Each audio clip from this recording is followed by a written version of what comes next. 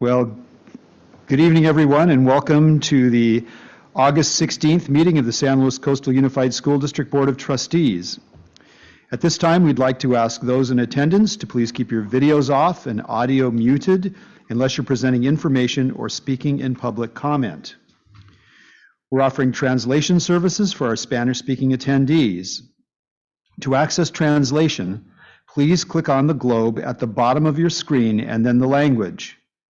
At this time, we'd like to ask if anyone who might need translation would please click on the participants icon at the bottom of your screen and raise your hand. Buenas tardes y bienvenidos a esta junta del Consejo de Educación.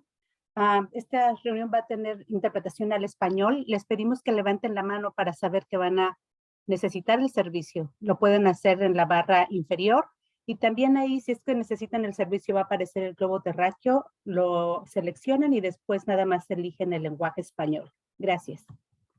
Thank you. So the board met in closed session. We had several items that we covered.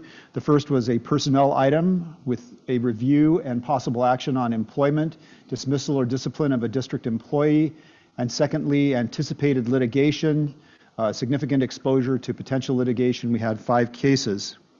Also in closed session, the board authorized the administration to proceed with disciplinary actions against a classified employee.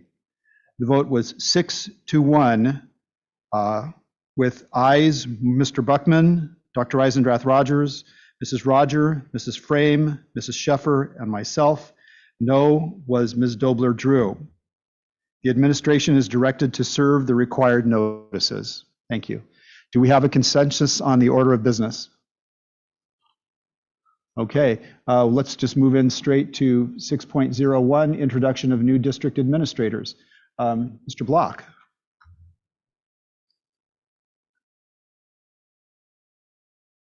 Dr. Prater, I take that back.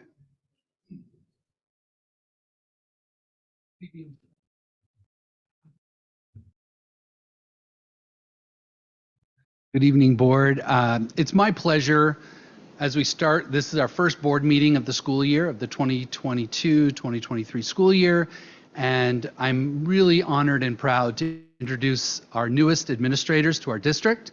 And I'd like to take this moment to call them up and just introduce them so you have a face and a name if you have not had the privilege of meeting them. We went to great lengths to make sure that we hired the very best. And I think we nailed it this year. And I'm really proud to say that. And I've had an opportunity to get to know each of them since they've been offered the position to work in our district. And they are, to a person, fantastic people, educators, and I will say leaders. So with that in mind, I'm going to begin with an individual who cannot be here tonight because she's running the kindergarten orientation, parent orientation tonight. So that's Mrs. Kirsten May, who is our principal at Baywood Elementary. So I was able to see her and her staff at work this morning. Super impressive. I'm excited for where that school is going. So next I'd like to call up, if I could, our newest DLI principal at Pacheco Elementary, Mr. Marcelo Huizar. And I'd just like to say he is extraordinary. And I had a wonderful opportunity to just come to know him over the last, few weeks, months, or whatever it's been. Would you like to share a few words with the board? Thank you very much, Dr. Prater. Board, I'm super excited to start the year. 2 more days is our limit, and we get those kids walking on their campus. We're off to a great start, had two good days of PDs, and so I think we're ready to rock and roll at Pacheco. Thank you for the opportunity, and I appreciate this awesome welcome by Dr. Prater.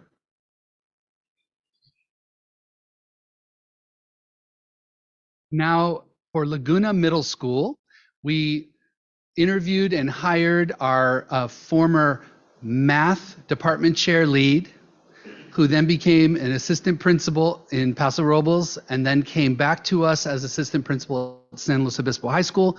Many of us know him, and he is now leading Laguna Middle School. I was able to go and watch him with his staff just yesterday, and I can't explain the timing, but as I walked in unannounced into the conference room area, he began presenting on the district's vision, mission, and guiding principles, and couldn't imagine any better. Mr. Nathan Meinert.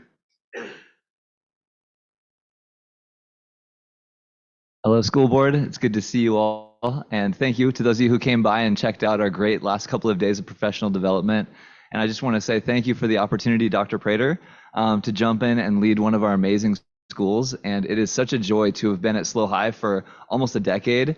And then now to have the chance to move backwards, the opposite direction of our students, and be a part of preparing them for their success that they're going to have at SLO High and in life after high school. And it's been just a great journey already in these last couple months working with our staff and our students. And I'm looking forward to many amazing years ahead. So thank you for the opportunity. And I look forward to seeing you all many more times in the coming years. And Morro Bay High, just last year, we hired a new principal in Mr. Scaldi. And he has really, really done a yeoman's job of putting all the right pieces in place. And part of that is adding to his team. So he'll have 2 assistant principals who are new to our district this year. And boy, oh boy, are they fantastic. And so I'd like to begin by introducing Mr. Benjamin Davis, all the way from the East Coast, Washington, D.C. Mr. Davis. Good evening, board. I'm super excited to be here. Thank you so much for this welcome. We are raising the bar at Morro Bay, and I couldn't be more pleased with just the start of the school year and getting our staff on board. So it's an honor to be here, and I look forward to an amazing school year. Thank you. And our next assistant principal at Morro Bay High, who brings with him whole lot of enthusiasm and local regional experience. He was formerly in Atascadero School District. And I'd like to introduce Mr. Will Wallace. Good evening, trustees. It's nice to see you all. Thank you all for this nice welcome. I echo Mr. Davis's thoughts. We have a tremendous team that he and I are both getting to know out in Morro Bay. Scott Scaldi is an amazing principal. He's got a visionary leadership, and we're very enthusiastic to get this thing going. We're going to have super high expectations for the kids, but we're going to watch them flourish and grow and launch into whatever they want to do next. So we're looking forward to it. Hope you all can come out and visit us. Thank you.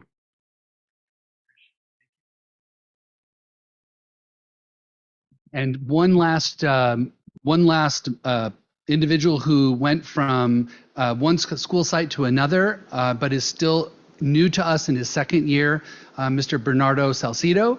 It will be the assistant principal at San Luis Obispo High School. And from everything I've seen, he's a natural fit. He's really doing well with the team. And so we're very, very excited. So thank you for honoring our new administrators. And I hope you get a chance to get to know each of them. Thank you.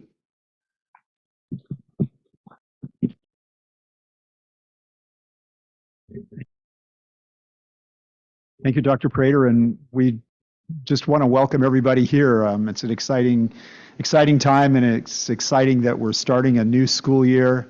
A school year which we hope means a little bit more normalcy. So very, very excited. All right, we'll move on to correspondence 7.01. We did receive correspondence from several students from Laguna Middle School. And that was all we had. We have public comment 7.02, and I will read a statement regarding public comment. At this point in the agenda, the board welcomes comments on matters of district interest. The board will listen but cannot engage in discussion or take action on items not listed on the agenda. Generally, this section of the agenda is for individuals or a representative of a group to address the board on issues not listed on the agenda. Speakers who wish to discuss items on the agenda are requested to wait until that item comes before the board. However, Comments may be given on agenda items at this time if it's not possible for a speaker to stay until the agenda item is heard by the board. If you submit written comments on a topic, you will not be allowed to also speak on that topic. Comments or correspondence submitted anonymously will not be accepted. If you'd like to speak in person, please complete a yellow public comment form and submit it to Jessica over there. In-person public comments will be heard first. If you wish to speak via Zoom, click on the participants icon at the bottom of your screen and select raise your hand. When your name is called, you may restart your video if you wish and unmute your audio. If you need assistance with your video, please let us know and we'll attempt to fix it. If you have a problem with your audio, please click on the thumbs down icon and we'll attempt to assist you. Written public comments submitted prior to the board meeting will be read by Mrs. Sheffer following the verbal public comment. All public comment will be limited to 3 minutes, a limit of approximately 450 words in written comment. You may not cede any remaining time to another speaker. Any portion of your comment extending past the 450-word limit may not be read aloud due to time restrictions. All written comments that are not read into the record will be made part of the meeting minutes, provided that such comments are received prior to the end of the meeting. Please be aware that written public comments, including your name, may become public information. Thank you very much. Is there anyone who would like to address the board? Okay, seeing none, I'll turn it over to Mrs. Sheffer. Phil Angel would like to speak. He's I'm sorry. participating via Zoom this evening. Mr. Angel. Good evening, board. Can you hear me? Hold on just a sec, Phil. Let's get the timer. Okay, there you go, Phil. Your 3 minutes begins now. Perfect. Well, good evening, board. I'm here representing San Luis Coastal Teachers Association, over 450 strong this year. Just to report, we driving around all the sites on a Sunday afternoon. Our teachers are hard at work, putting their classrooms together, getting ready for this year, and we are really excited to be welcoming back a year where it should be more normal. No Zoom, hopefully, except for this board meeting. And it's great to see all the teachers really talk about John Hattie and returning to clarity and bringing clarity to our classrooms. I know at Los Osos Middle School, not only did we talk about Hattie's clarity focus, but we were motivated by what we call the skateboarding tattooed principal, Mr. Hamish. And he's leaving us all with this wonderful words of wisdom, which is, let's leave this world better than, let's leave everything we find better than we found it. So let's have a great year, school board. Thank you. Very much, Mr. Angel. All right, Mrs. Sheffer. Yes, this is from, this was a submitted written public comment from Elizabeth Silva. My husband and I have come to the emotionally difficult decision to withdraw our daughter from the district and send her to a school that supports our values. I am a former district teacher and we have happily sent our oldest children to local school years ago, but things have changed. Our youngest just spent kindergarten at Baywood, learning to read and write in Spanish, my husband's native language. Thrilled she could be bilingual, I spent hours volunteering in her class, appreciating and respecting her teacher and aide. However, this year we became aware of some attitudes and practices in school and at the district level that violate, in our view, our rights and responsibilities as parents. Specifically, 2 of the first grade teachers at Baywood last year posted signs in Spanish that used X instead of the proper O, namely, Todos son bienvenidos, in a nonsensical attempt to impose American progressive values on an ancient language spoken by millions of people around the world. In 2015, scholars Gilbert Guerra and Gilbert Orbea wrote the argument against the use of the term Latinx, quote, perhaps the most ironic failure of the term is that it actually excludes more groups than it includes. By replacing O's and A's with X's, the word Latinx is rendered laughably incomprehensible to any Spanish speaker without some fluency in English. Try reading this gender-neutral sentence in Spanish. Los niños fueron a la escuela a ver sus amigos. You replace the O's in there with X's. You literally cannot. It seems harmless and absurd until you realize the broader implication of using X as a gender-neutral alternative. It excludes all of Latin America who simply cannot pronounce it in the US way. Close quote. Using X also leads directly to teachers introducing gender ideology to their young students. We do not believe most parents are aware of the extent of it in the form of lessons on pronouns, for example. We believe humans are equally uniquely created and that biology or DNA is immutable.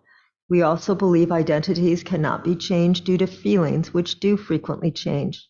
Gender dysphoria affects a tiny percentage of people, and rather than affirming a potentially devastating course of events, puberty, blockers, surgery, depression, and confusion, it should be treated with compassion. How can young people who still believe in Santa Claus and the Tooth Fairy be expected to know they have been assigned the wrong gender at birth? This is one of many important issues facing our students. Unfortunately, we have lost trust that our values are respected or even represented in public school anymore. Thank you very much. I see we have no other written public comment. We'll move on to item 8.01, which is a business and budget update. Mr. Pinkerton. Yeah, just a couple of things for the board tonight. We kind of an important time of the year in terms of enrollment, staffing, those types of things. So I've been in contact with the principals, kind of keeping them updated. Over the past 2 weeks, we've actually had to add a couple of teachers because of enrollment increases. So one was at Del Mar Elementary School in the first grade. We had to add one at Los Ranchos in the fourth grade. And then also added some sections for Mr. Scaldi at Morro Bay High School, just to ensure class sizes remained where they're supposed to be as we go through it. I updated the rest of the executive team today about kind of where we're at, overall class sizes, combination classes, those types of things that we definitely look at. And I will be sharing that with the board as well. On top of that, Chris Bonin and myself went around to every single school site over the past 2 days, just kind of checking facilities, grounds, were they able to clean? And again, kudos to our custodial team, to our grounds team, the bus drivers in particular this year, kind of even though they were off for the month of July and into August after summer school, stepped up to help. We had a huge summer school throughout the school district. So almost every school site, thousands of kids, which is a great place for them to be, but it does interfere with the cleaning schedule and deep cleaning, those types of things. So I know the team has just worked diligently overtime to prepare the schools to get ready. And I have to say, I was very impressed with the grounds, with the way the schools look. And so we will continue that process. From a technology standpoint, we've re-imaged all of the Microsoft computers throughout the district. And so Jeremy and his IT team, it's been an ongoing kind of battle over the course of the summer, getting all those done. They have completed everything. Little things that they have to go back now and kind of fix and make sure people's printers are working and those types of things, which they are doing now and will be doing throughout the first week of school. And so just, again, a lot is going in from the BG&T standpoint, right? The Buildings, Ground, Transportation, Technology, that go into starting the school year, along with the fantastic PD and teachers getting ready as well. So I just wanted to a few shout outs to our staff. Thank you. Thank you. Next is Educational Services Update. Mrs. Frost. Yes, just a couple of updates about our school opening plans and the things that we've accomplished over the course of the last couple of weeks. In early August, we brought all of our administrators together, the new ones that you met this evening and the every other administrator in the district. And we talked about some important and broad subjects. We talked about the board's strategic priorities. We went in depth, and I know Dr. Prater is going to spend some time on that this evening. We also talked about communication as one of our themes across the district. Our teachers communicating with families, our sites communicating with districts and families, the district office and directors really making sure that we have open lines of communication throughout the year. Through Educational Services and with the ISLA team, we talked about the most important things for our teachers: curriculum, instruction, assessment. And we went into detail on each of those and what that means to our students. And again, you will see that across the district throughout the year. And then Ryan spent quite a bit of time with Resolute talking about safety. And again, you'll be hearing more about that as we continue through the year and certainly at our board meetings. We also just finished 2 days of PD on every campus throughout the district. Our administrators had 2 full days with their teachers. In the past, oftentimes we've drawn them together for a half a day, for a full day, looking at district initiatives. But this time we gave the time to our sites, and it was beautiful. Our directors and your executive cabinet team went from school to school and just joined in on some of these presentations. We saw clarity. We saw talk about intervention for students across the campuses. They were early analyzing data. They were doing teamwork activities to really pull together some new staffs. All of this came together with our principals and our instructional leadership teams working together and defining those topics. So it was really, really effective, and we're getting really positive feedback. Last thing is just a little bit about COVID safety. It's something we still have on our minds, and we're publishing safety mitigation efforts for our staffs. We're reminding them to keep their doors open, to keep the ventilation on, that hand washing is still really important, and that anything they can do outside is safer than inside. So just continue to work with our staff to make sure this return is safe. Thank you very much. 8.03 Measure D update, Mr. Pinkerton. Yeah, again, a lot of construction happening. We're kind of in this last phase of Measure D, so we have about a year left to complete the final projects at San Luis Obispo High School, Morro Bay High School.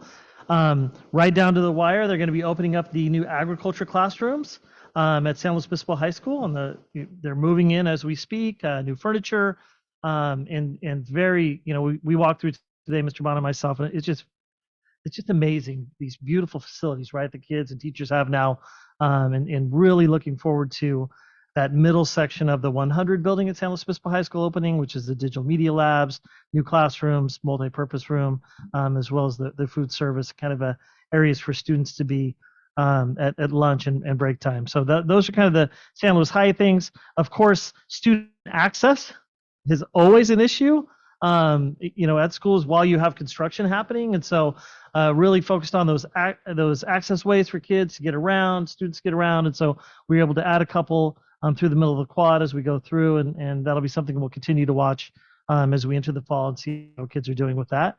At Morro Bay High School, last year we had a couple of kind of nice, they're nice hallways in the new building, but they were still teachers teaching in the hallway. So we did take a couple of portable classrooms, temporary class housing, put those out at Morro Bay High School. And so those will be able to use so that there is no teachers teaching in the hallways over the course of this year. That was something that the staff had requested and talked about at the end of the year. So we were able to make that happen, which is nice. And again, Morro Bay High, kind of that the A building there, which is the theater, theater classroom, backstage area, multi-purpose room, food service, should be open up about December, January as well, and that's going to be a beautiful facility for that school. And so just really looking forward to sharing those with the public, sharing those with our students and staff as we move forward. Great, thank you, Mr. Pinkerton. Let's move on to item number 9.01. This is a resolution number 01-2223. Excused absences for students to attend religious exercises. Mrs. Frost.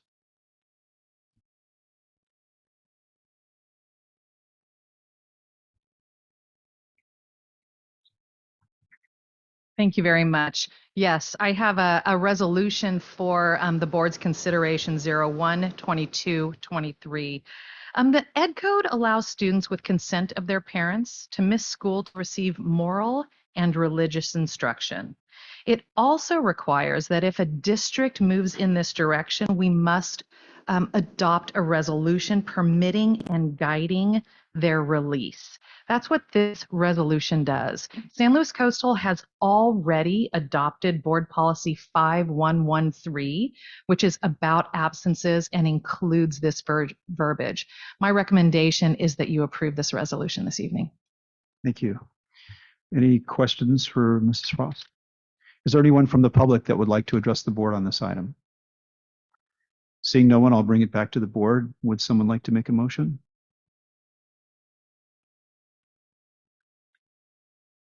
Sorry. Okay, Mark. And so second by Marilyn. Is there any further discussion? Okay. Ms. Gilbert-Drew. Mr. Buckman. Dr. Eisenrath-Rogers. Mrs. Sheffer. Yes. Mrs. Roger. Yes. Mrs. Frame. Yes. Okay. And I'm a yes. Motion carries 7-0. Thank you very much. 10.01 Annual Board Strategic Priorities. Dr. Prater. Yes, thank you, board. Much of what you'll hear this evening, you have already seen. And the reason you've already seen it is because you created it. But tonight is more of a formality. And since we're at the first board meeting of the year, I believe it's important that we set direction and we do the things that honor school boards. And the way we're going to start with this particular presentation, Jessica, is there a way you could pull that presentation up on the screen? Or do I need to do it from here?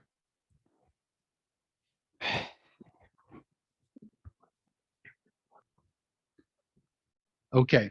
And you know what? It's okay. I have it memorized. I can just do it right from here. Jeremy, could you pull up the presentation for me? 10.01.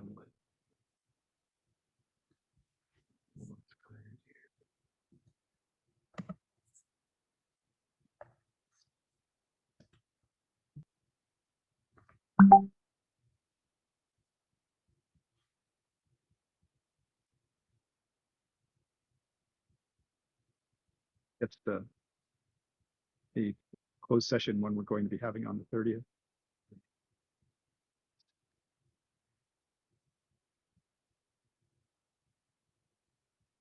Oh wait, this is I got you. My fault, sorry.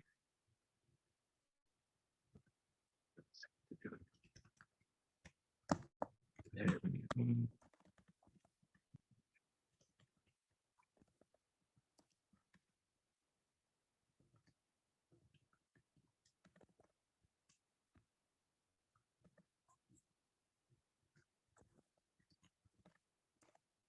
There. It's that share button right there. Oops. Technology, right?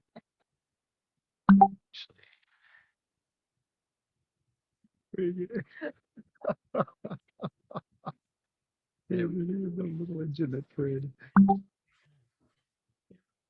Thank you. Okay. We can do this.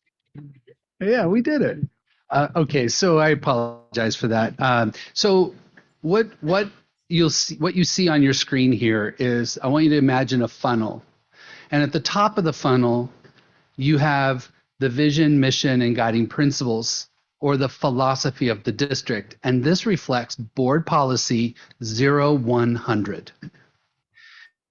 Board Policy 0100 speaks to the board and speaks to the importance that the board set a philosophical direction, a vision statement, mission, and guiding principles. We spent quite a lot of time, San Luis Coastal's Board of Trustees, during COVID, when we were under a great amount of stress and frequent meetings, you all rolled up your sleeves and agreed to meet an additional 6 or 8 times, in addition to the more frequent meetings we were already having, in order to relook at our vision, mission, and guiding principles document. And that is clearly derived from Board Policy 0100. And if you look at this, you'll see if we can get there. Okay, we might not be getting there, but what you'll see in the vision, mission, and guiding principles, and this is all on our website. You'll see that our board, this board, has a particular interest in making sure that our students find their passion and they follow it, that they live a life of purpose. And that is a direct experience, a direct reflection of their learning experience, their life's experience. And so many hours and days are spent by our youth in our public schools. And I'm very proud of this effort, and that you, the board, have established and set and adopted. And so from that big top part of the funnel, we then drop down to the strategic direction. And what you also did during this time of COVID is you then asked yourselves, what is it that we would like to see happen in our district, pre-K through 12? And what's remarkable about this effort under strategic direction, which, by the way, falls under board policy 0200, which means the board will regularly and annually adopt priorities and also begin to establish goals that are longer term, intermediate and longer term. And that's really what this is. You established this strategic direction, which broke out into early primary years. And you can see the effort that you laid in terms of medium and intermediate goals, which really talked about early literacy development, really talked about getting kids to become confident young learners. And we know that happens when they learn to read, when they learn to write, when they learn to express themselves. And so you've identified that in your strategic direction for the earlier primary years. And then additionally, you went into the intermediate years, which then really talked about your 4th, 5th, and 6th grade years. And in there, it's about that sense of agency and independence. And then you broke it into the middle school years, which I'm so proud as a former middle school person, is that you've adopted that schools to watch principle, which means, all kids matter. In fact, the term all means all comes from that schools to watch rubric. How do you know as leaders, how do we know as educators that all kids are getting a fair shot at learning and thriving? And so they've developed a rubric and a platform that really places the adults in the room into that reflective place to say, how do we know, what evidence do we have that our kids at the middle level are thriving, not just learning, not just showing up to school, but are thriving? And we know kids can't thrive unless they're safe, unless they're engaged, unless they have relationships, meaningful relationships through relevant, rigorous instruction. This is what we're talking about as part of your strategic direction. And then, of course, you have your high school years. And it was important for this board to also look at that all kids don't necessarily plan to go to a 4-year university, but we darn better make sure they're ready for it if that day comes that they feel they are. We also know some of our students are ready for a professional pathway, career pathway. And they can express their interests in so many ways. And so we've developed these CTE pathways. We've really pulled them out and really defined them through our partnerships with industry and in partnership with our school district foundation. So I'm really excited about this idea of preparing our students to be college and career ready, and giving the kids as many tools in their toolkit to be as successful as they can. Your strategic direction lays that out quite well, I must say. And now we go to the purpose of this evening, which is the bottom part of that funnel. So where are we in 2022, 2023? What are those annual board priorities? And why did you set the direction the way you did? And tonight I'm asking you to approve these board priorities that you agreed upon and helped refine during your summer board workshop in June, based on dozens and dozens of conversations and meetings that you had with the staff, with the public, the parents, students. Our student voice in this district has really taken off. And you can see how our students and their voices matter in the annual priorities. They speak to it. And in those priorities, what really jumps out at me is that you've really taken a strong focus on achievement. You've taken a strong focus on engagement, making sure there's relevant, rigorous, meaningful learning going on in our schools. And you've also set an achievement target of 5% growth across all subgroups. Knowing full and well that that's not everything, but that is important to establish and identify. It even says so in board policy 0200, that it's important that those markers and metrics are identified, which is why the third priority is about metrics. It's about figuring out, how do we know that our kids are learning? What evidence do we have? And some of those markers are academic markers, but many of them are anecdotal, observational, relational markers.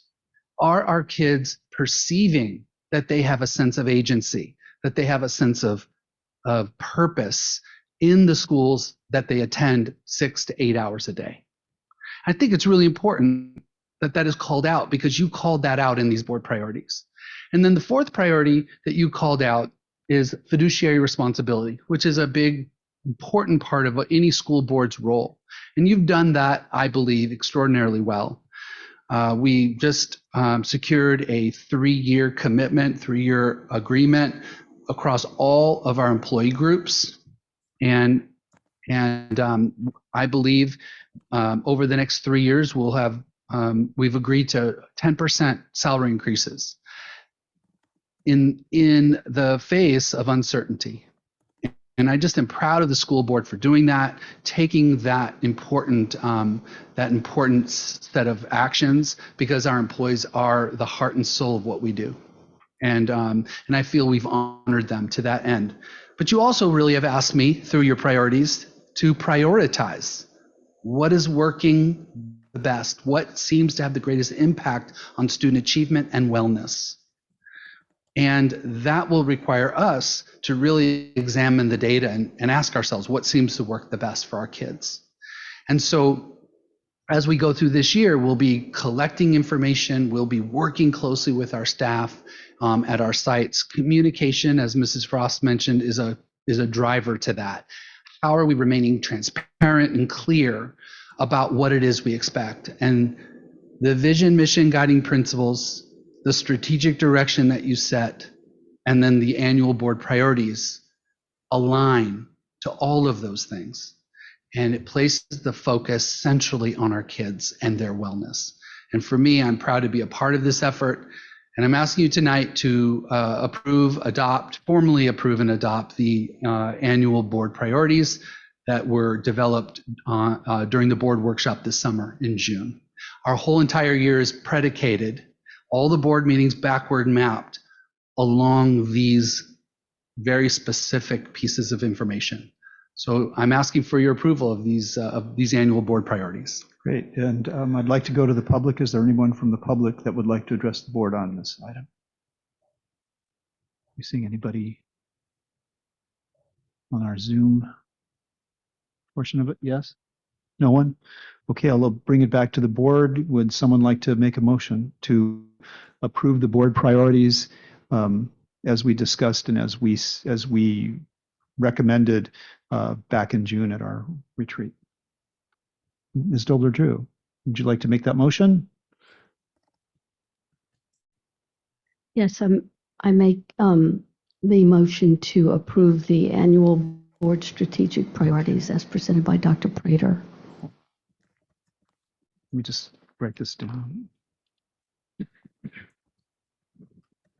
Okay, so we have a motion by Ms. Dobler-Drew. Do we have a second? Second by Dr. Eisenrath-Rogers. Is there any further discussion from the board? Okay, great. Ms. Dobler-Drew. Yes. Mr. Buckman. Dr. Eisenrath-Rogers. Mrs. Sheffer? Yes. Mrs. Roger? Yes. Mrs. Frame?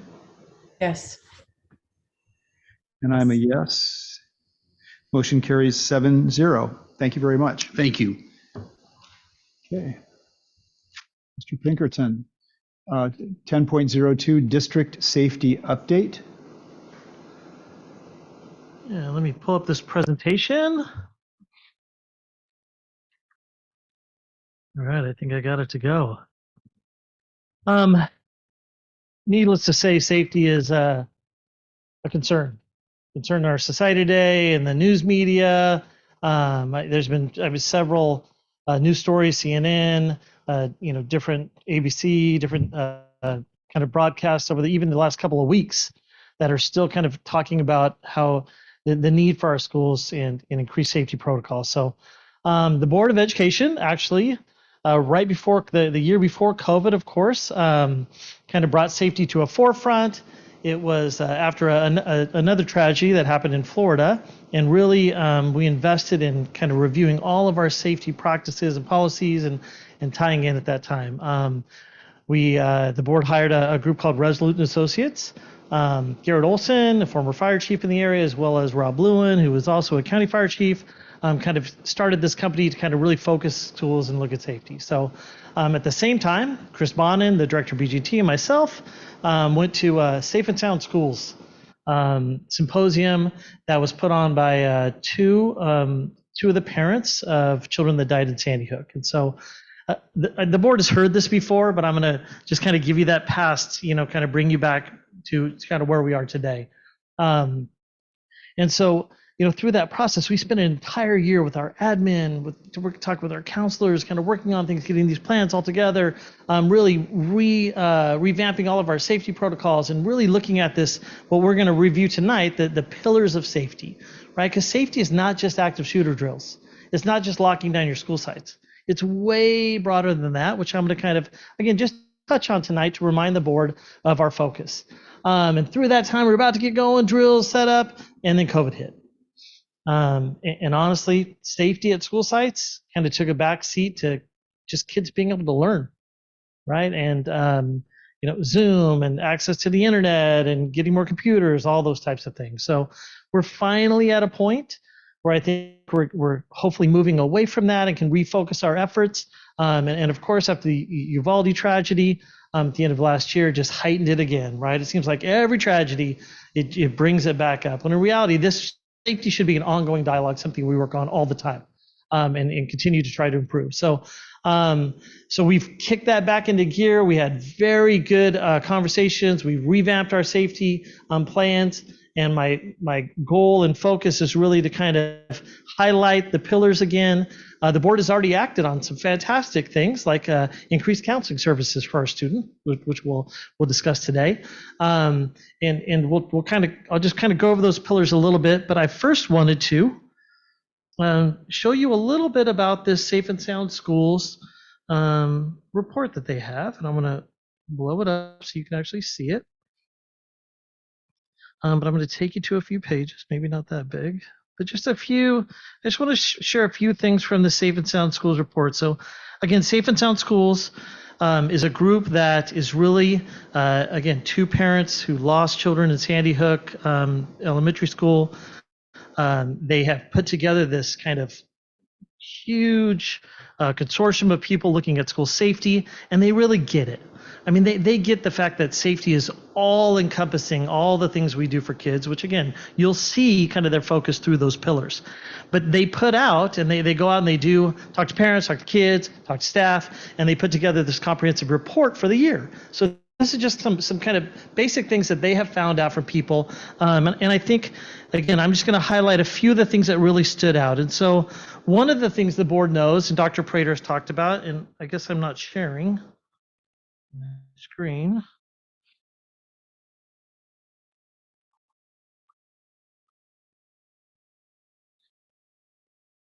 And he has really focused on has been this year, as Diane kind of talked about a little bit, is communication.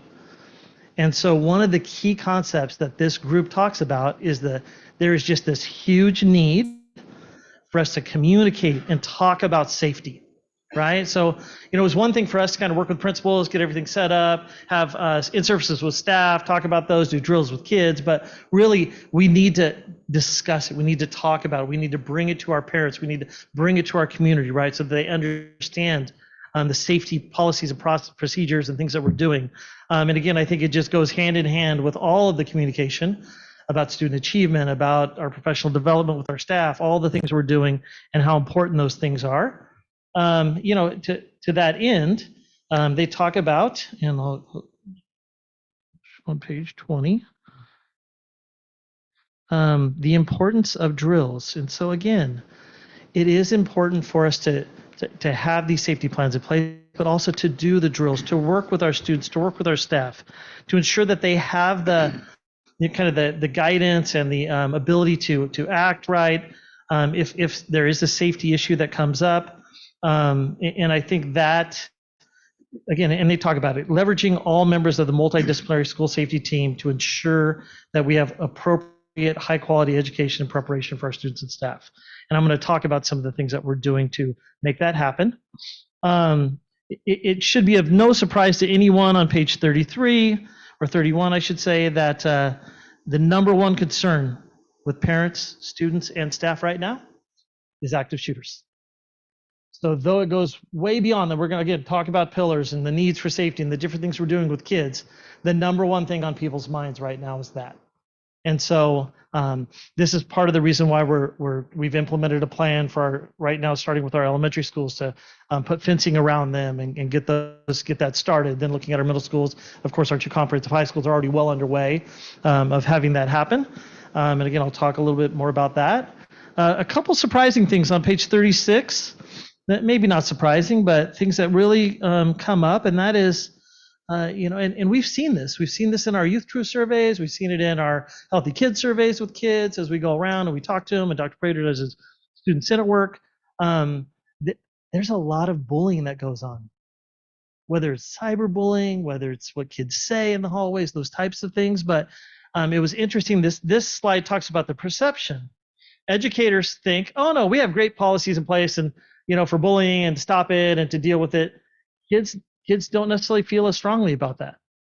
And so, one of the big things that we overemphasize with our principals is really discussing the bully concern button on our website, the anonymous kind of tip line. Let people know, right? So they're going to be all the elementary teacher or all the elementary principals and put together assemblies for all the students, right? To again go over the safety policies, talk about those issues, and then doing classroom visits at the secondary level, 7th through 12th, going around talking with kids individually in small groups, just letting them know that we're there to help them, right? And to kind of reach out. One of the most discouraging slides as I went through, and again, we're talking about some tough things that happen when you discuss safety and mental health and those types of things. But this slide in particular really kind of hit me hard, right? So 1 in 7 students experienced abuse and neglect in the last year. So on a scale of that, when you think about that scale, so we have close to 7,000 students in our school district.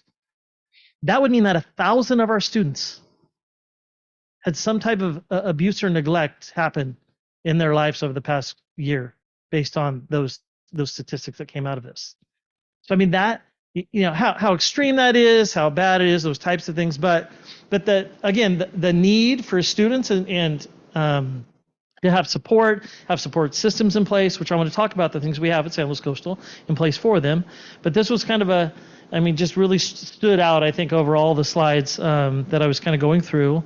And then lastly, as I talked about the board increasing counseling services in the school district, this slide really kind of hit and Dr. Prater kind of talked about it a little bit with his board priorities and goals. And that is really, in order for kids to learn, we have to meet their physical and, really mental needs, right? Their mental health needs. So kids have to feel safe at our schools in order to learn and to move forward. And so I'm going to talk a little bit about the pillars and things we have in place to make sure that happens for students in San Luis Coastal as we enter the year. But so that was again, take if you have a chance to go through it, kind of look at the whole presentation, there's some good information. And again, this is a big cross section over the entire United States, right? So, we're San Luis Coastal here on the Central Coast of California. So again, it's a broad research paper, but again, Safe and Sound Schools really does a nice job kind of going through those, different aspects of safety. So now going to the pillars. So one of the things that really stood out to us, and the reason why in working with Resolute and looking at the pillars for safety, is that it's really this broad range of looking at safety, right? It's not just active shooters, lockdowns. It's, are kids coming to school with clothes? Are they coming to school fed, right? Are they, again, do they have the physical and mental health things they need, right, to be successful as we lead? And so the first one is the first pillar of safety was mental and behavioral health. Again, this is kind of focusing on, again, students. What do we have in place to help students with, again, both their mental state of mind, as well as, behaviors that are happening. And of course, here in San Luis Coastal, we have our marriage family therapists. We have counselors, which the board, again, increased counseling at all of our elementary levels. Over the past few years, we've increased counseling at our secondary levels through the use of those MFTs, marriage family therapists, as well as counseling. We have school psychologists at all of our schools. We have suicide prevention programs. We connect with a lot of community resources and hook kids up with those community resources through our family advocates that we have in place. Again, letting our teachers know about student records, and actually by law, we're supposed to let them know about suspension notices, expulsions, those types of things. We have a lot of conversations about student mental health issues, depression, anxiety education, a lot of things that students go through now just with technology and Instagram and Facebook and Twitter and those types of things, and how kids today are different than necessarily when we were kids in school. And so working with them through those things, we have a lot of guest speakers that come onto our campuses, talk with our parent groups, talk with our students, our health classes that really go about those. We have a threat assessment team in our school district. So if there's a threat that happens, that team comes in. It's led by Chris Dowler, Student Support Services Liaison, along with school psychologists, counselors, to assess student threats, right? And kind of the discipline process, what we need to do, who we need to alert, the types of services we may need to get around a student or family. Again, overemphasizing to students and to parents that we have this concern bully button, anonymous way to let us know. See something, say something, right? We need to know what's happening out there. And kids are often the first ones to know. And so if we can just talk to them and get them to share that information so that we can reach out, help kids deal with situations before they occur, it's very, very important. Of course, student study teams at our school sites. I talked about our family resource centers and advocates, as well as in Los Osos, we have a Los Osos Cares Family Resource Center. So again, a lot of mental and behavioral health things happening. Of course, health and wellness, how our students feel, how our teachers feel, right? How they're, dealing with COVID has been tough. As Dr. Prater talked about, just coming out of COVID, right? And all that comes with that, with students and staff, has been very difficult. And so we've tried to build around that, help facilitate those conversations. But we have a lot of things in place to deal with it. And again, there's new things in today's age, human trafficking, right? Human trafficking education that we have to provide with students. We feel so fortunate that we're able to feed all students every day.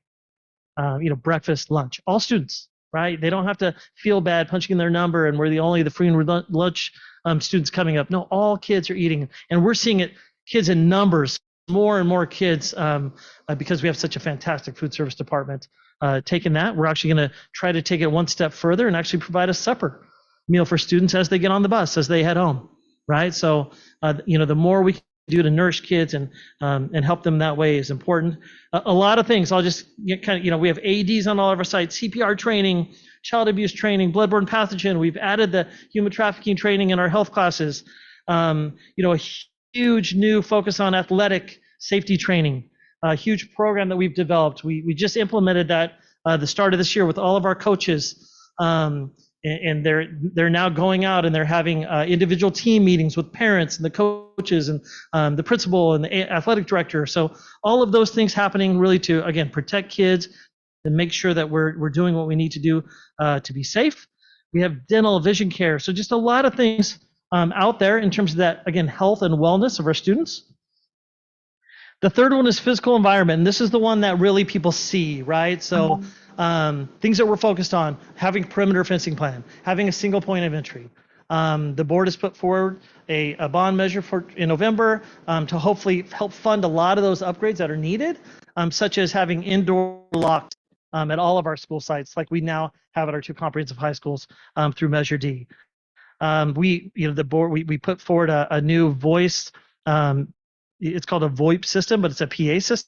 So any teacher can pick up their phone, or aide can pick up their phone and let everyone in the school know that there's an emergency happening and where it's happening and when it's happening. And so we will be working and training our staff with that over the course of this year. Still a lot of needs in terms of, again, just the fencing needs, the gates, door locks, structural changes to our facilities. We will be implementing badges at the beginning of the year for all employees on all of our campuses at all times. We're going to be making sure that we use those lock systems.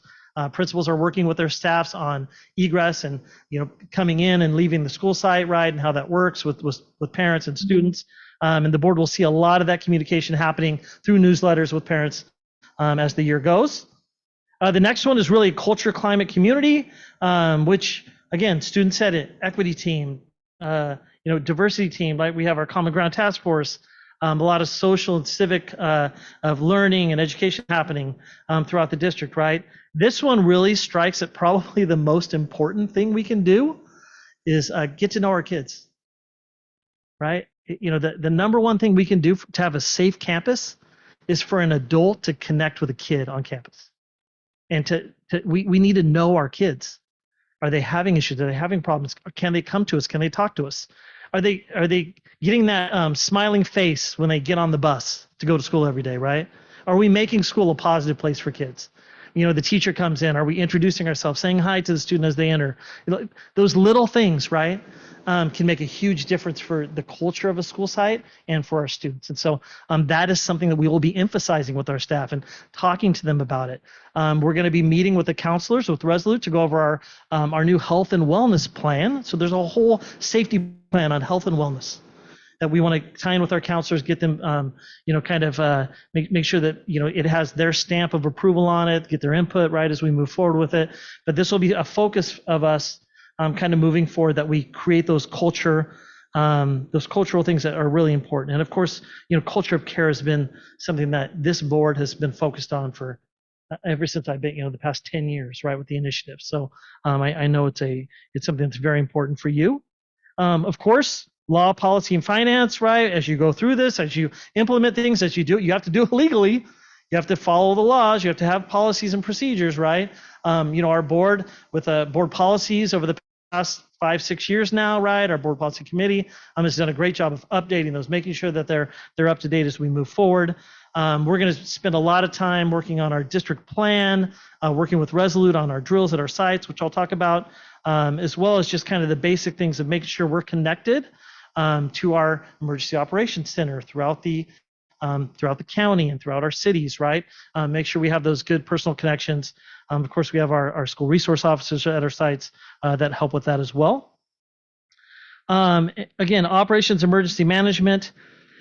Because COVID was going on, we did go through and we set up basically a hazard mitigation plan, right? So it was just a way for me to focus on that with Resolute's help, but really getting that plan in place, getting it approved by the federal government, so that if a disaster of some substantial nature happens, that we're prepared to deal with it and to really keep our kids in school as much as possible. We actually have a Diablo Canyon drill coming up middle September, right? So we participate in a lot of those drills and make sure that we're prepared should something happen. Of course, we just dealt with a 3-year pandemic, right? So that was talk about an emergency, kind of process, procedures, policies that we've gone through. And honestly, I feel like we've been pretty successful through that process. So those are the pillars. So as you can see, it's not just talking about active shooters, not, lockdowns on campus, those types of things. It's really looking at safety on a huge spectrum, right? Which I think is super important for us. If we really want to, ensure safety for our students, that's the view that we need to have. And I think, again, because of it, because of those safe and sound schools and having that broad view, I think it's really helped to kind of bring that to life. We did review all of our safety plans over the course of the summer. We made a few updates on some of our, and again, the school site safety plan is something that has the fire drill, the bomb drill, the lockdown drill, the intruder drill, the bloodborne pathogens, basic first aid for staff, how kids get on and off of campus, where students go if there's a fire alarm, where's the assembly point, all of those things are in the plan. It goes to the school site council, it's approved, and those are things that are drilled on a monthly basis with students. And so for us, again, that communication point leads me to my last slide. Now I'll end with this. These are the things that I talked to the principals about that we're really focused on for this school year. So the first one was for them to update their site safety plan and get that school site council approval, right? So they have to go through it. They have to make sure, again, you look at a school like San Luis Obispo High School, their maps changed every year. Morro Bay High School with construction, those types of things, right? So they have to, make sure it's up to date, make sure that students know where to go, teachers know where to go if there's an emergency or assembly points, those types of things. The next point was really to share it with staff. And again, we have to create a culture of safety. This isn't a 5-minute presentation. I'm going to roll through it. Nobody's going to remember. And hey, there's a flip chart on your door. No. You have to go through it with your staff, make sure they understand it. As we go through drills, let them know that we're going to be, hey, Maryland, you're going to be the one that's going to do the lockdown drill today on the PA system, right? Help the staff, kind of get them involved more in safety and really talk about all those pillars and the things we have in place, and set that tone of safety for the year, right? That we are going to be safe. I'm going to lock down all the gates around campus once school starts. There's going to be a single point entry. You're going to wear your badge. Right? We all have to do that. If we want school to be safe, we all have to do these things together.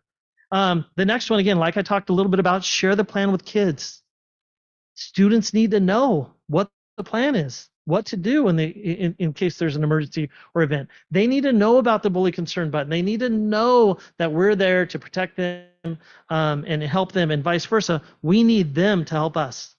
So Dr. Prater got a few things that go along with that, Safe and Sound Schools, that we're going to try to get to implement. It's to say something in Students Against Violence Everywhere clubs on campus. They have what's called a Promise Club, which goes along with the Sandy Hook Promise model programs at all of our sites if possible. So really just, again, harping that safety with our students. We've asked all the principals to give me their supervision schedule.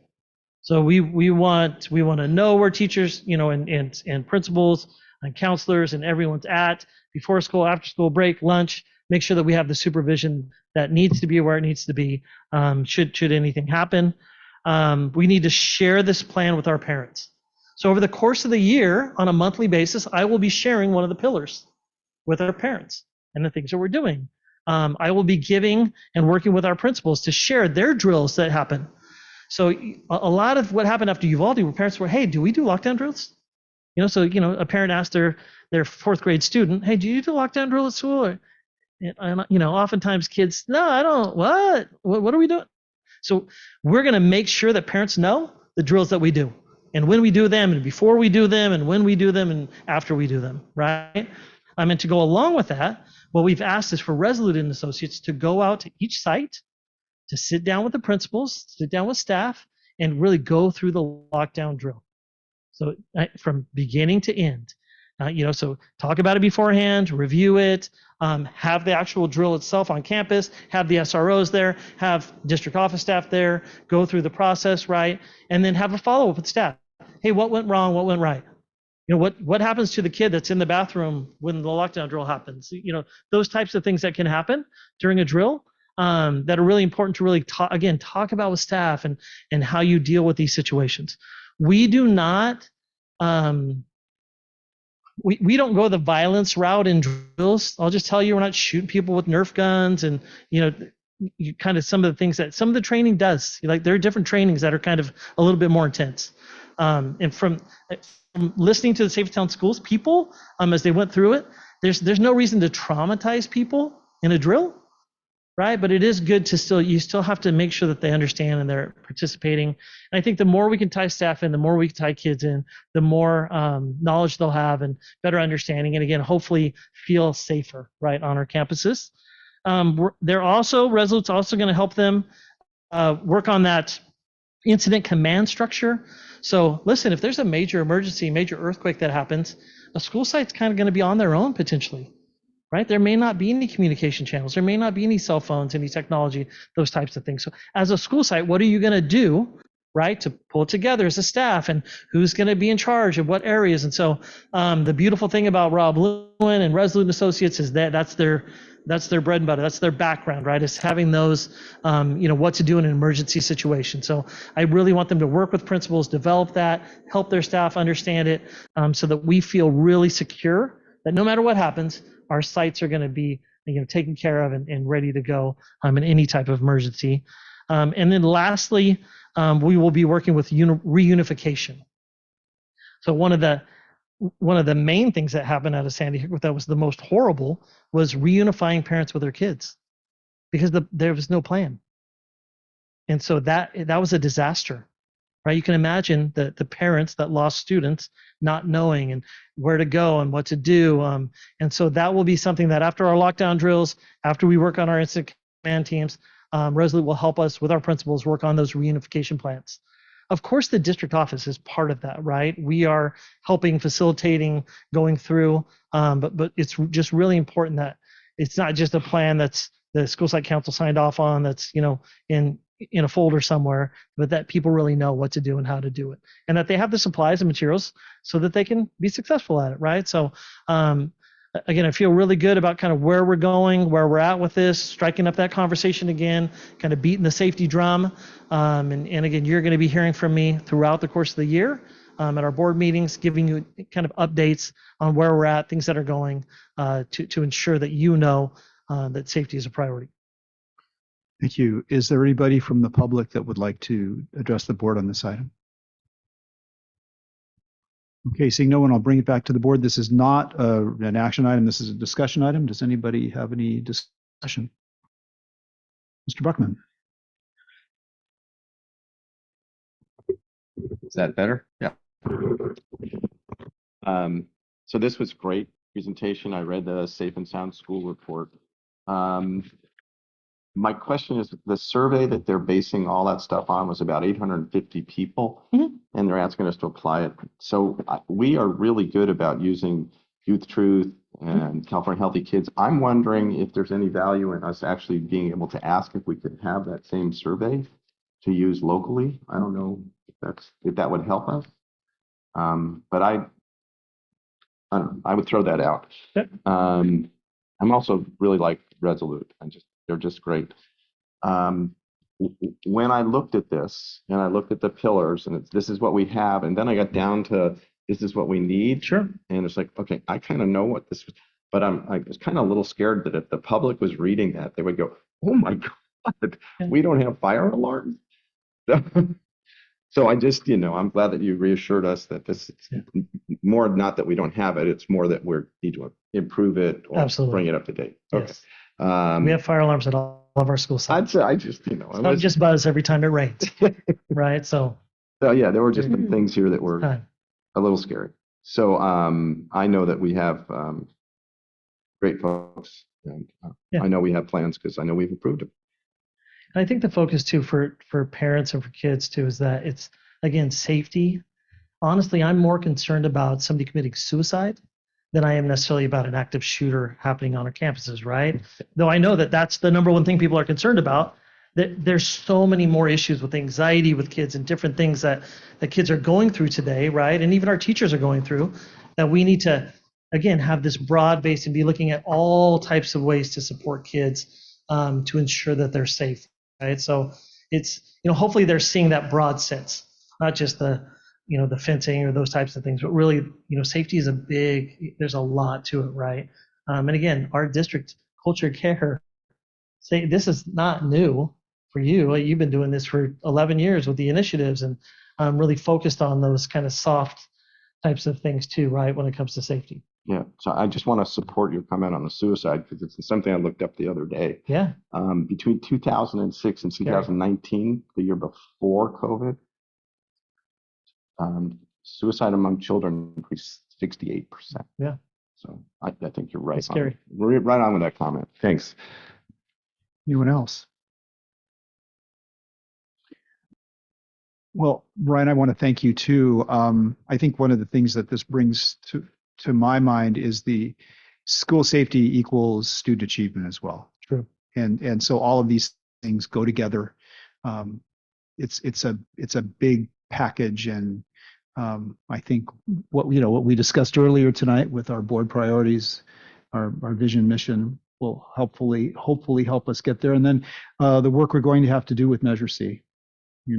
The sort of not quite invisible work, but the work that's expensive, that people may not see, that's going to increase not only our site safety, but the health and safety of our students. So there's a lot there.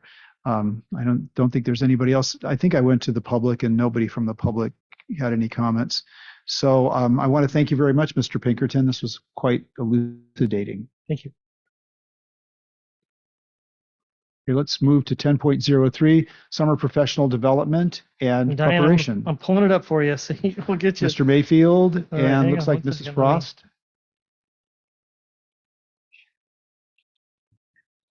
Hang on. No, I didn't. And Mr. O'Connor. Let me share it first.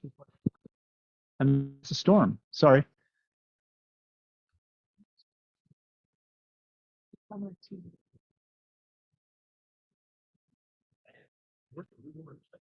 It's not letting me share. Okay. You just hit it.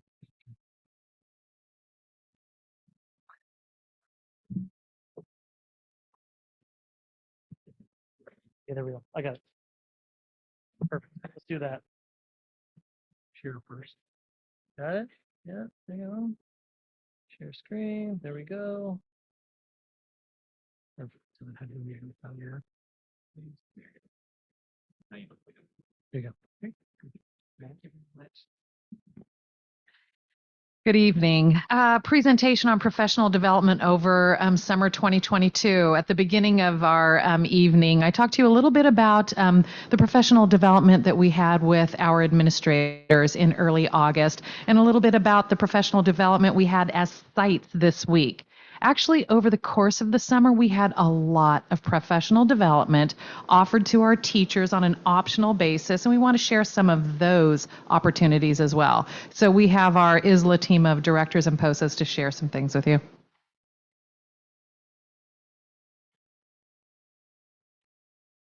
Good evening. Good to see you all again. Welcome back.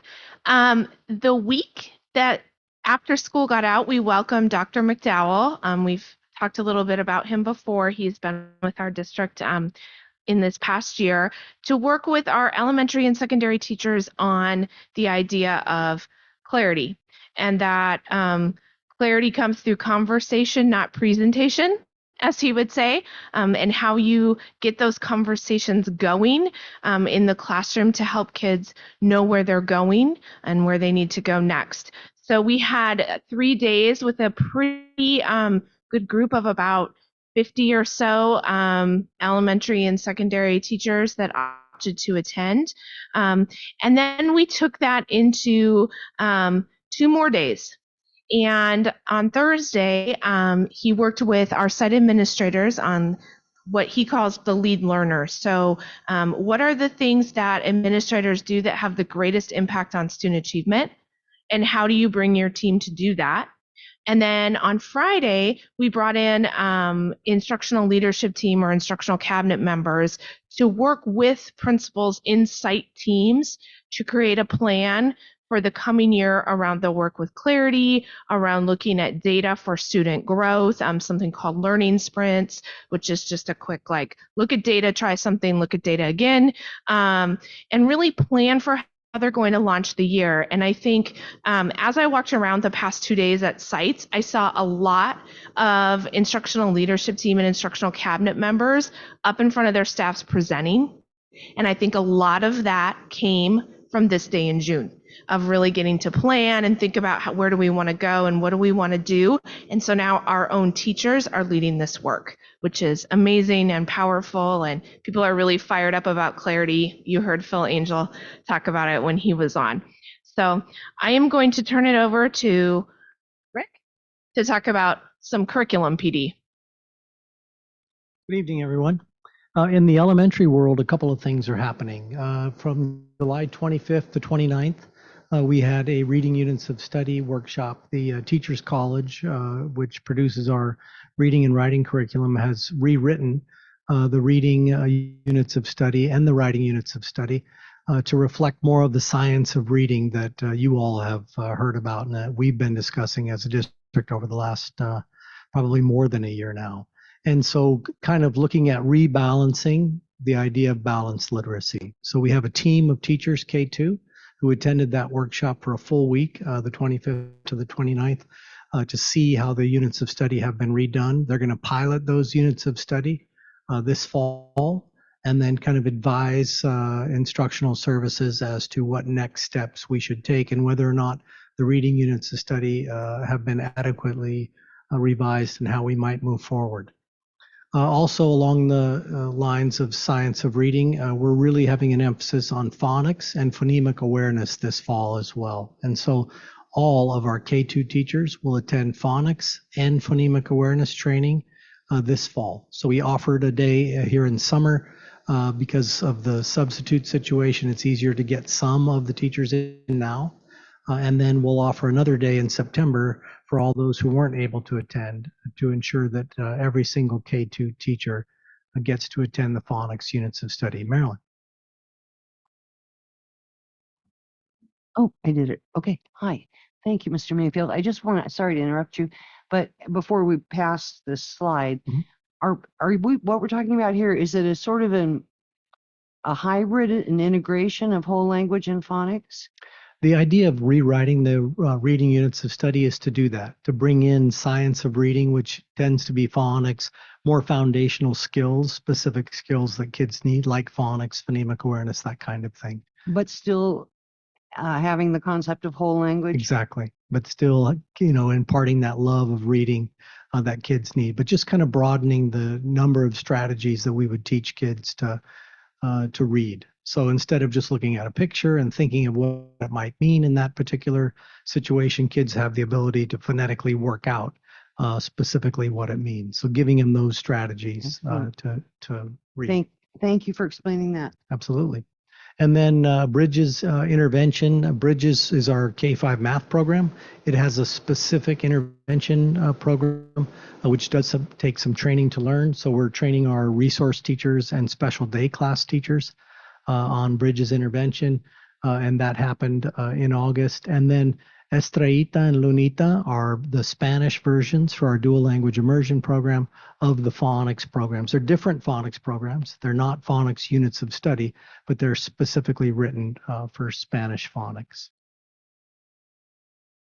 And with that, I'll turn it over to Leslie, who will talk about National Schools to Watch. Good evening. I have had the pleasure this summer of going with Mrs. Frost and Mrs. Stanford from Laguna Middle School as we were able to accompany the award-winning staff from Los Osos Middle School to the National Schools to Watch. And it was so powerful to see Mr. Bloom and Ms. Contreras, along with Rose Fahey, Megan August Evans, Denise Baca, Phil Angel, represent their staff and the amazing work that they've done for the second time, 2018, and now again in 2021, to be recognized as a National Schools to Watch. As Dr. Prater said earlier, really focusing on that relational nature of our middle schools and all of our schools in general, but again, focusing on that thrive to learn. We were able to accompany them, celebrate with them, but at the same time lean into schools and presenters that were talking about best practices at middle school and how to really connect with students and really innovative practices. And it gave us great pride. We also were very blessed to meet Salud Carbajal and get an amazing tour of the Capitol. And we are well represented, and it was really wonderful to see that homegrown kind of connection between San Luis and the Capitol. So it was a pleasure. At the secondary level, I got to give a big shout out to Jane Hawley. I'm sorry, Marilyn, you have a question. Okay, I apologize. I got to give a big shout out to Jane Hawley at the secondary level, our secondary TOSA.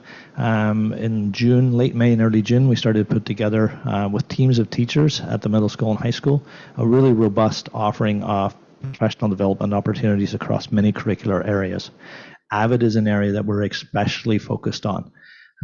This summer, we were able to take really strong teams of teachers and administrators from each of the secondary sites to various AVID conferences. They were then able to work together and collaborate together and start to think how we can network our AVID strategies across our district and how we can start to link those back to our elementary schools. We also had robust offering of professional development in language development.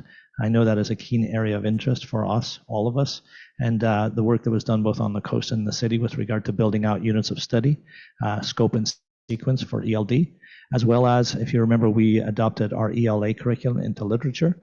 So we had many of our secondary English teachers meet over the summer and begin to create units of study. I will also tell you that near 50 English teachers from 12:30 to 3:30 today in our PD day met with the publisher and began their training formally on how to integrate into literature into their curriculum when we begin on Thursday. And then finally, we began that process with our middle schools with regard to incorporating health units of study into our physical education classes at both middle schools. And I will tell you that everyone was very busy all summer with their professional development.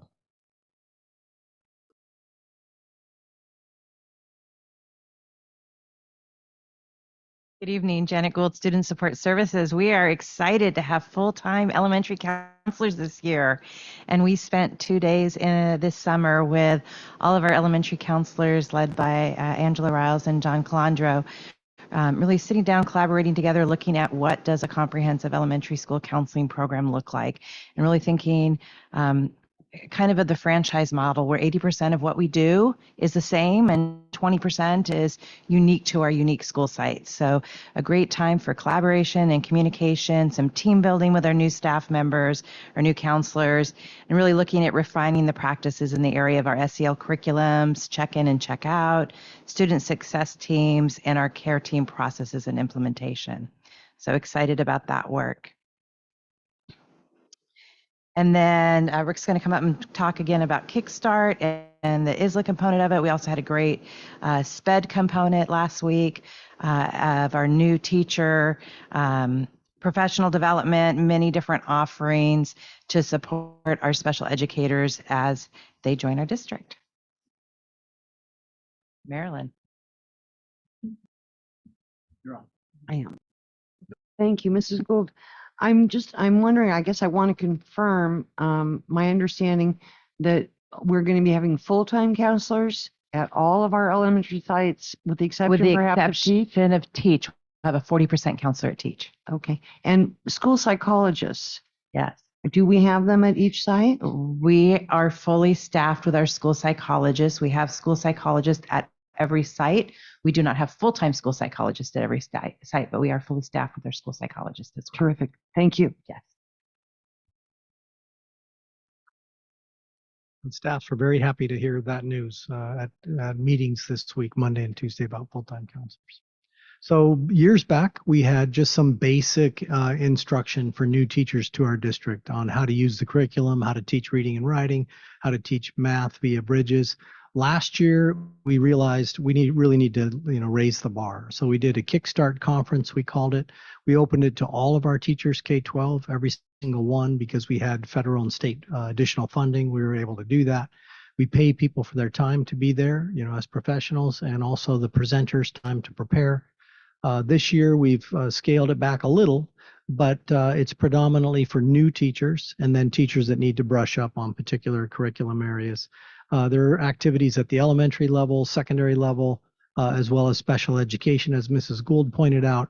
It ran Monday through Thursday, and then Friday HR hosts new teacher orientation to cover other things that teachers need to be aware of as they come in. But we heard over and over that people were very appreciative of all the support, resources, help in getting ready for the school year. One of our mantras has been, hey, we're all here to help you to be successful. You're absolutely positively not in this alone. And this week, last week, really helped our new teachers to kind of prepare and be ready for the new school year. Okay, so I'm not sure we're as occupied as buildings, grounds, and transportation over the summer, but there was a lot happening in the world of instructional services and professional development. So any of us would be happy to take questions regarding the presentation. From board members. Well, actually, let's go to the public first and see if anybody from the public has a question for us. Nobody? Okay. Board members, questions? Ms. Dobler-Drew. More or less a comment that I thought starting with the first part of this presentation today, the Dr. McDowell was crackling, scintillating, I think would be a good word for him, wouldn't it? Very sparkling. I mean, he's so dynamic. I just thoroughly enjoyed being able to participate with the teachers. Very special time. Thanks for allowing me to do that. And it just was very, very lovely to see how enthusiastic the teachers were. But I just thought like this was a new paradigm in teaching, you know. So congratulations on making such a great choice to hire them. Thank you for being there. Thank you. Mr. Buckman. I'd like to second Eve's comments. I was fortunate enough to visit Hawthorne and to visit Laguna this week, and just a lot of good stuff going on. So kudos to you guys for making that happen. It was great. This is Roger. Thank you.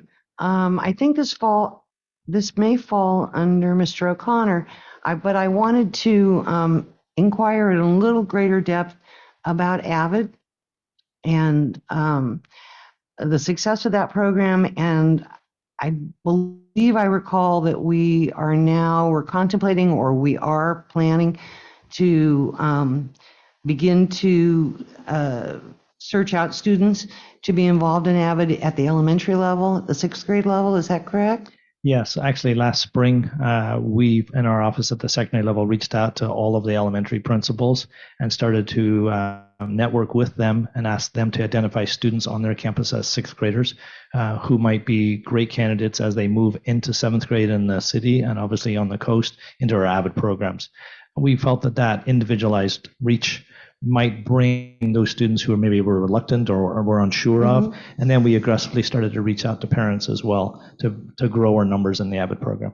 And have we seen growth in the program? Yes, we have, and so it's our hope to be able to offer at least a couple of sections. So usually at Laguna we'd have one section of 7th grade, and our hope is to be able to offer 2 sections. We're slowly starting to increase our numbers in AVID. That's terrific. That program, I think, it's just a wonderful advantage for kids if they choose to participate in it. So I'm glad that it's growing and that we're paying close attention to it. Thank you for your efforts. Thank you. Mr. Buckman. I'll try not to hit my microphone. Back to AVID again, and Marilyn, thanks for bringing that up. I had a question. I can't remember whether I asked it here or just with Diane, but the thought comes to mind that as we watched, and it was that young lady that spoke to us about how powerful it was in her life and ending up in the University of San Francisco. Yeah, okay. I kept promoting her to Berkeley. So, and the thought occurred to me: is there a parent component to the AVID program, and was the district looking into something along those lines? Yeah, I would say that we're very aggressive in our outreach to parents, but I think the parent component that, if I reflect and think about the presentation by the AVID student, we take sometimes for granted what we expect perhaps parents to know, and we really have to dial that back and think about, wow, they may not know the most basic piece, not because they don't love their child, but they're just not aware of.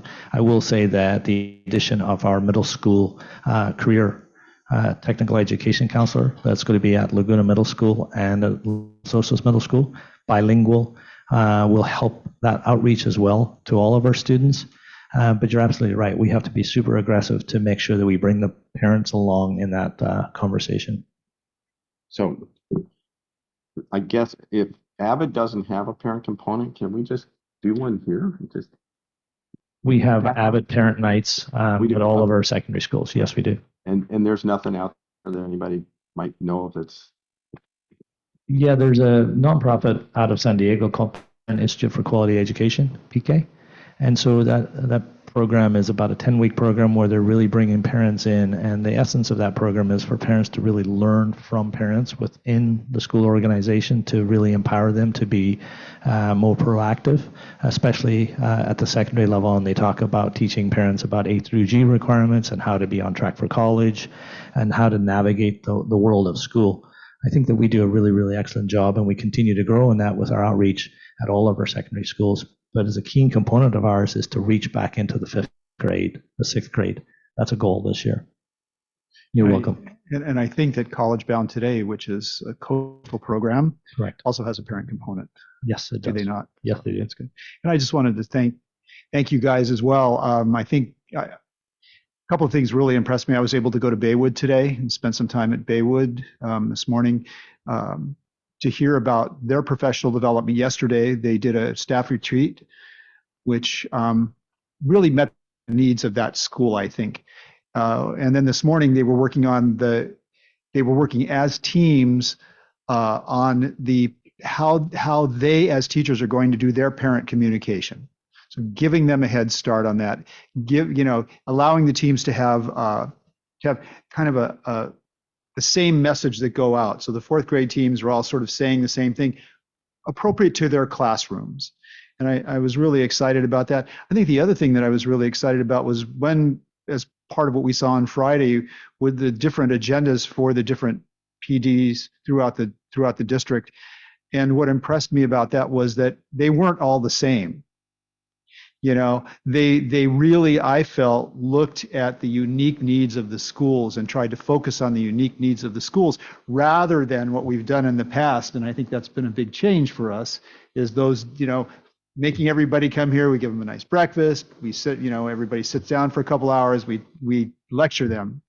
Well, they're not having those professional conversations at that point. And I think those are some of the changes that I'm seeing, and I'm really excited about it. I think tomorrow, I believe tomorrow is going to be a teacher work day. So the teachers are going to be in their classrooms trying to get ready, because the kids are coming Thursday morning, and it's really, really super exciting. So thank you. That change was purposeful, Mr. Unger. Sites have been saying, hey, we need time with our staff, and we all have some unique needs that we need to cover. And Baywood is a perfect example, as you pointed out. A lot of new staff there. And so they needed the time to get to know one another, to learn how to work together as a group, and that will set them up for the work that they have ahead at Baywood Elementary. Great. Okay, anything else from the board? I have a quick question. Oh, sure, of course. I just wanted to make sure that, there's talk on primarily the secondary and middle school curriculum with English language arts and ELD and AVID. And I know I wanted to confirm that there was also time spent with all the general ed teachers. And, I know we've devoted a lot of resources over the years to mathematics and science, but that all teachers, all of the professional development was available to anyone who wished to participate.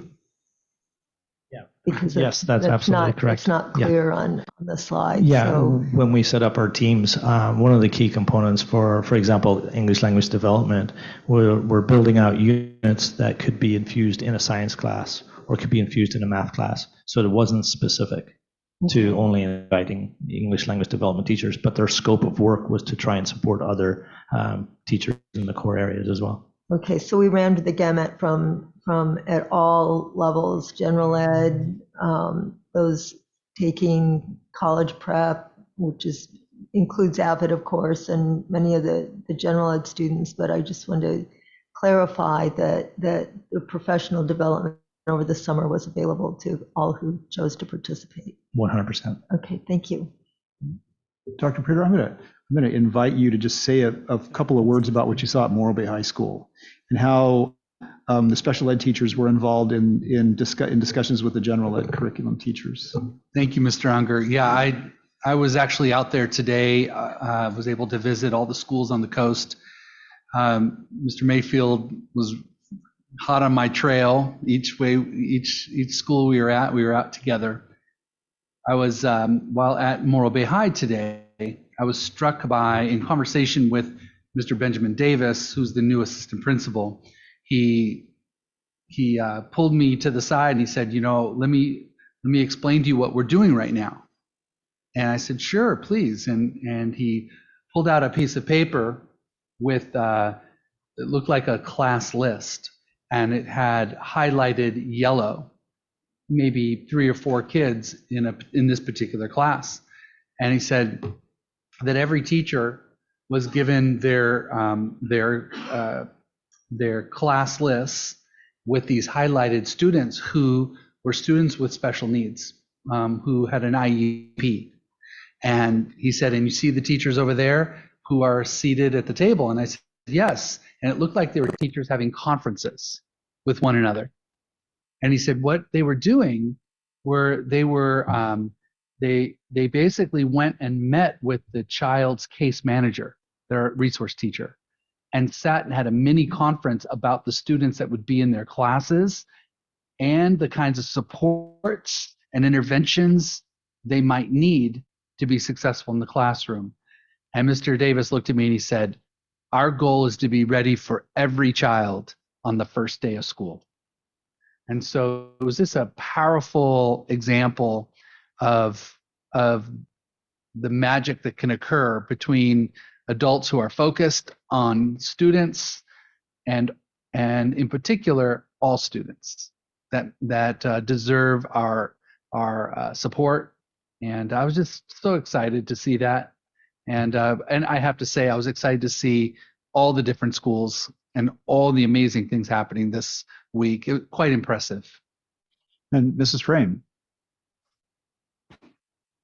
Oh, can you hear me? Yes, thank you. I really appreciate, the entire work that, teachers and the entire district office staff has been doing over the summer.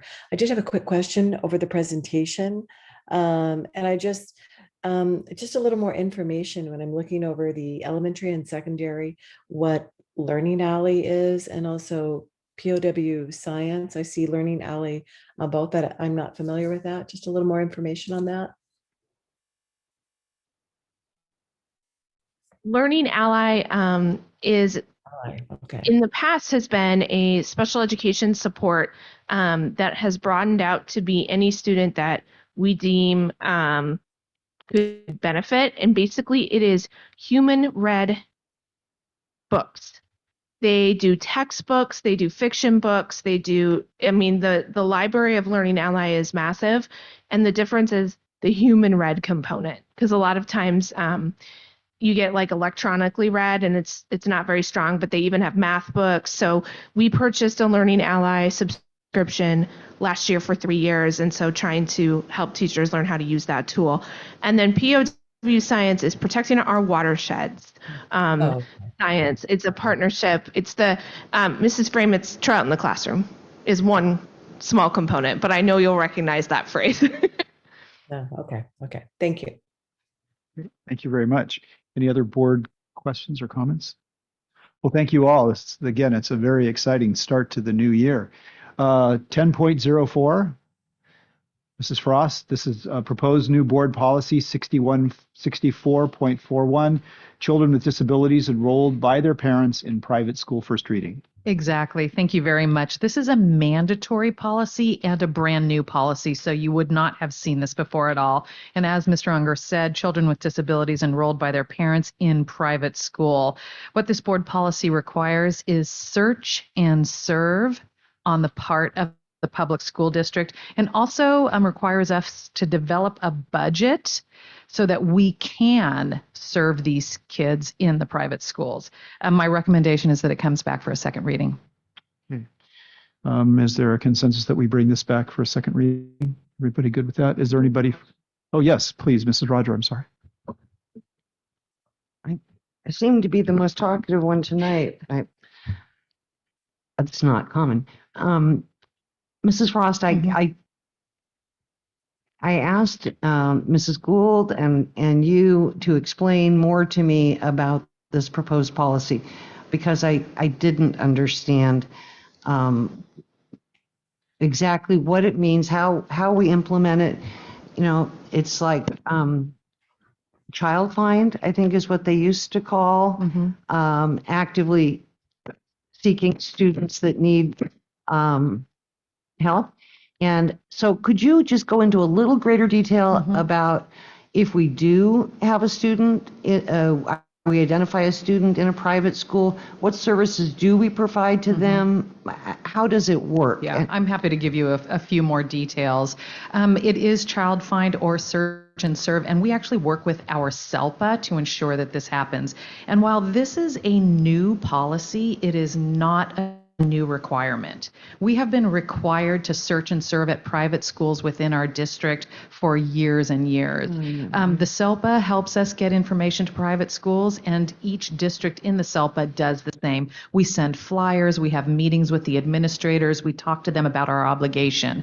And what we find is administrators at private schools will let their families know that if they believe their child has a disability, they go through the SST process, they will invite a representative from the public school to the meeting. Sometimes that SST team determines that assessment is necessary.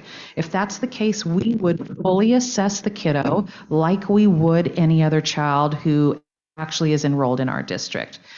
If that child qualifies, we would offer an IEP with services that is implemented if the child enrolls in the public school.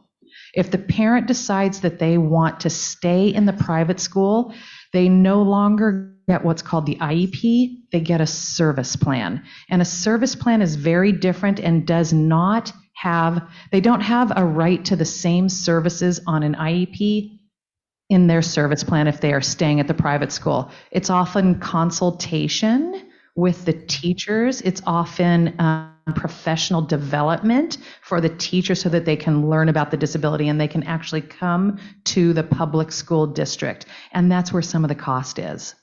And we are required under something called proportionate share to pay for some of those consultation and other minor services. Thank you for explaining that. Is there anyone from the public that would like to address us on this? Okay, great.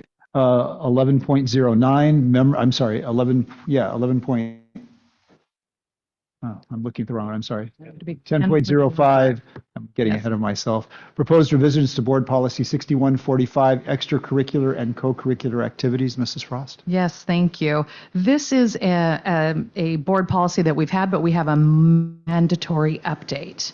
Extracurricular activities. The update addresses the probationary period for students who do not qualify to participate in extracurricular activities or co-curricular activities. We are allowed as a district to set a GPA, activities, that type of thing for a child to meet to participate in these activities, but we are also allowed to set a probationary period for the kid to participate even though they don't necessarily meet the requirements. You'll see that the one portion changed in this board policy is a reference to the COVID pandemic and our ability to look at that probationary period differently. My recommendation is that this comes back for a second reading. Is there anybody from the public that would like to address us on this? Nobody? Is it the board's consensus that we bring this back? I'm sorry, Mr. Buckman. Go ahead, please. I'm sorry Mr. Mayfield left because I wanted to pay him a huge compliment. This had to be the busiest day of the year, if not maybe Thursday will be, but he took the time out to work with me on this policy. As I was reading it, it provoked a thought of that was really not related, but it provoked a thought about equity versus equality and who gets to take extra and co-curricular activities and how do they get into it. And Mr. Mayfield explained to the depth that this district and its staff is going to reach out to everybody and make sure that they're aware of it and let them have the tools that they need to sign up. And I was just personally proud to be part of this because it's an amazing effort that's going on. So kudos to Mr. Mayfield for taking the time today and for helping me understand. Chris, that's my thoughts. Thanks. And I just want to say I appreciate the ability to be flexible on the probationary period.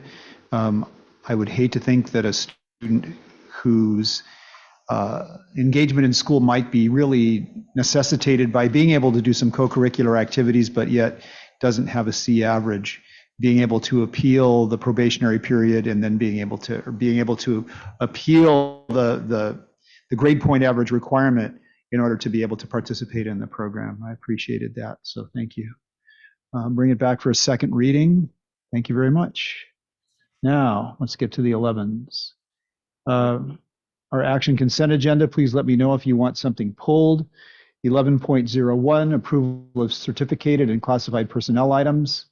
11.02, approval of furniture and requests and equipment. 11.03, approval of minutes, June 21st, 2022, and I'm going to pull that. Approval of minutes, July 14th, 2022. Approval of purchase orders and CalCard purchases, that would be 11.05, 11.05. Okay. 11.06, approval of warrants and payroll. 11.07, approval of 2022-23 Resolute Associates contract agreement. Sure.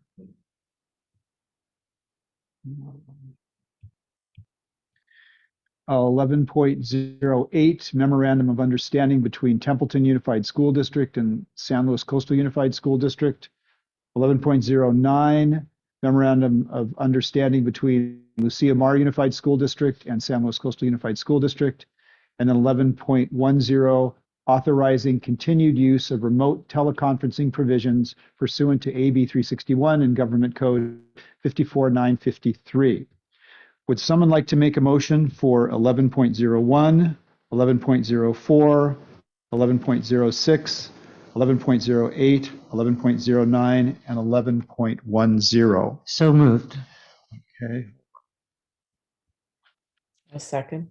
It's going to take me just a second to get this right. Okay, so a motion by Marilyn. Second by Evelyn. And second by Evelyn. Okay, is there any further discussion from the board? Okay, seeing none. Ms. Dobler-Drew? Yes. Mr. Buckman? Dr. Eisendrath Rogers? Mrs. Sheffer? Mrs. Roger? Yes. Mrs. Frame? Yes. And I'm a yes. Those pass 7-0. 11.02, Mark, you asked that be pulled. Ryan, I was looking at this. The very last item is a 77-inch wide refrigerated floral cooler. I shared this with my girlfriend and she wondered why I didn't have one. But besides that, can you explain to me what a floral cooler is? Yeah, that's actually for the floral design class down at San Luis Obispo High School for the new 300 building. Great, thanks. Yeah. And so that's one of our career programs. Yeah, CT. Great, thanks. Yeah.